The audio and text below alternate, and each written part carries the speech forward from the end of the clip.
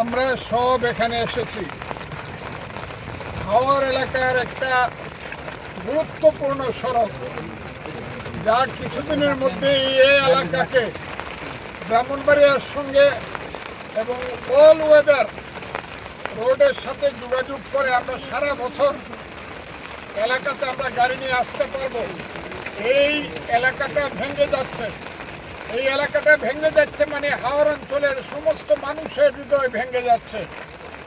তারপরে আমরা এই ঝড় তুফানের মধ্যে আমরা সবাই মিলে এসেছি। আমরা চেষ্টা করি এই ভাঙন রোধ করে এই এলাকার মানুষকে শান্তি দিতে এবং রক্ষা করতে।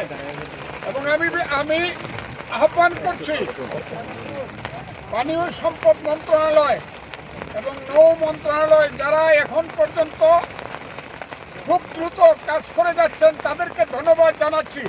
কিন্তু এইটাই সব কিছু নয়, আরও অনেক কাজ বাকি আছে। দ্রুত এখানে জিও ব্যাগ আরও ফেলতে হবে কয়েক হাজার। 3টা জায়গাতে, বিশেষ করে নগাঁও গ্রাম, নদীর পার এবং বাঙ্গালপাড়া, উসমানপুর, উত্তর বাঙ্গালপাড়া, এইখানে জিও ব্যাগ আরও ফেলতে হবে।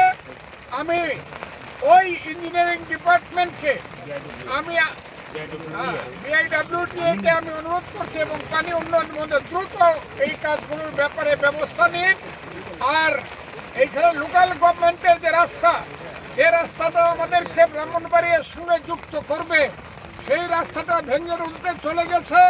আমি কিশোরগঞ্জের এক্সিকিউটিভ ইঞ্জিনিয়ার সহ এবং এই লোকাল গভর্নমেন্ট মিনিস্ট্রিকে আহ্বান করছি, আপনারা দ্রুত এ ব্যাপারে ব্যবস্থা নেন, তা না হলে এই এলাকার মানুষের সব স্বপ্ন ধ্বংস হয়ে যাবে।